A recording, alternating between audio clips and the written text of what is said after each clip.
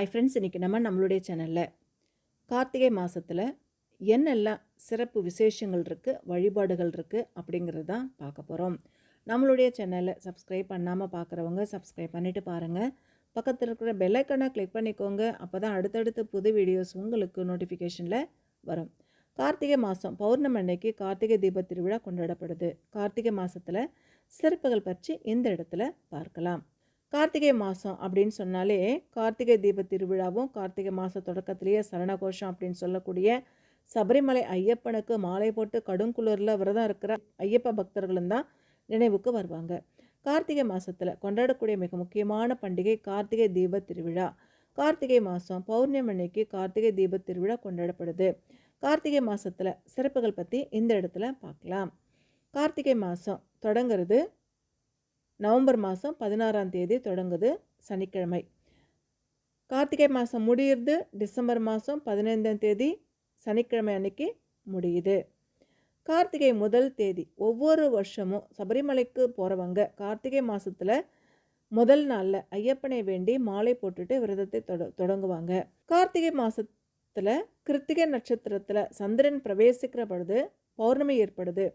கார்த்திகை மாதம் முழுவதுமே விருச்சிக ராசியில் சூரியனை சஞ்சரிக்கிற காலம்தான். இந்த நாளில் தான் கார்த்திகை பௌர்ணமி வரும். மற்றும் கார்த்திகை பௌர்ணமி நாளில் கார்த்திகை தீப திருவிழா கொண்டாடப்படுது. இந்த ஆண்டு 2024 கார்த்திகை பௌர்ணமி டிசம்பர் மாதம் 13ஆம் தேதி வெள்ளிக்கிழமை அன்னைக்கு வருது. கால பைரவர் அவதரித்த மாதம் தான் இந்த கார்த்திகை மாதம். பஞ்சமுகன் அப்படின்னு பிரம்மனுக்கு இன்னொரு பேரும் இருக்குது.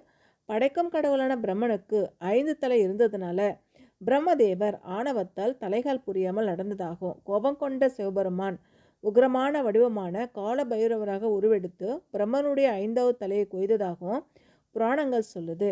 கார்த்திகை பௌர்ணமி முடிந்ததுக்கு அப்புறமா வர்ற தேய்பிரை அஷ்டமியில் காலபைரவர் அவதரித்தாரு அப்படின்னும், இது மகா காலாஷ்டமி அப்படின்னும், காலபைரவர் ஜெயந்தி அப்படின்னும் இந்த கார்த்திகை மாதத்தை சொல்லப்படுது.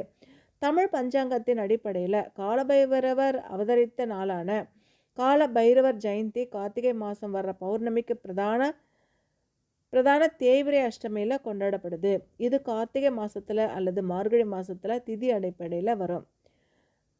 உலக பிரசித்தி பெற்ற பஞ்சபூத தலங்களில் ஒன்றான திருவண்ணாமலையில் கார்த்திகை தீப திருவிழா 10 நாட்கள் நடக்கும். ஜோதி ரூபமான காட்சியளிக்கிற சிவபெருமானை தரிசிக்கிறதுக்கு லட்சக்கணக்கான பக்தர்கள் திருவண்ணாமலையில் திரளுவாங்க. கார்த்திகை தீப திருநாளில் காலையில் பரணி தீபமும் மாலை மேல் தீபமும் ஏற்றப்படும். 10 நாட்கள் தொடர்ந்து மலை மேல் தீபம் ஏற்றப்படும் அப்படிங்கிறதும் சொல்லப்படுது.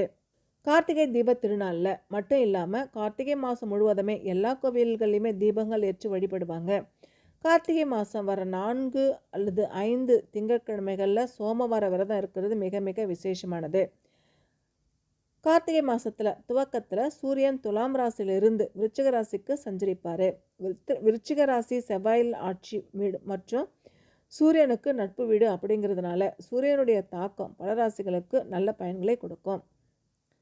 கார்த்திகை மாதத்தில் அம்மன் கோவில்களில் நோய் திறவும் குழந்தை வேண்டியும் மாவிளக்கு தீபம் ஏற்றுவாங்க. ஒரு சில கோயில்களில் மாவிளக்கு தீபத்தை வாழை இலையில் வச்சு தலைமையில் வச்சு கோயிலே வலம் வருவாங்க. கார்த்திகை மாதம் ரமா ஏகாதசி விரதத்தை கடைபிடிப்பாங்க. கார்த்திகை மாதத்தில் வர்ற ஏகாதசி விரதம் ரமா ஏகாதசி விரதம் அப்படின்னு சொல்லப்படுவாங்க. கார்த்திகேயனுக்கு அடுத்தபடியாக மார்கழி மாதம் வருகின்ற ஏகாதசி வைகுண்ட ஏகாதசி அப்படின்னு சொல்லுவாங்க. ரமா ஏகாதசி அப்படின்ற விரதம் இருக்கிறவங்களுக்கு 21 வகையான தானம் செய்த புண்ணியங்கள் கிடைக்கும் அப்படின்னும், வைகுண்டத்தை அதாவது மறுபிரிவு இல்லாத நிலையை அடைய முடியும் அப்படின்னும் கார்த்திகை ஏகாதசி விரதத்தை சொல்லுவாங்க. இது வரைக்கும் கார்த்திகை மாதத்துடைய சிறப்பு, என்னென்ன விசேஷங்கள் இருக்குது, விரதங்கள் இருக்குது, அதனால் ஏற்படுகின்ற பலன்கள் என்ன அப்படிங்கிறத பற்றி பார்த்துருக்கோம்.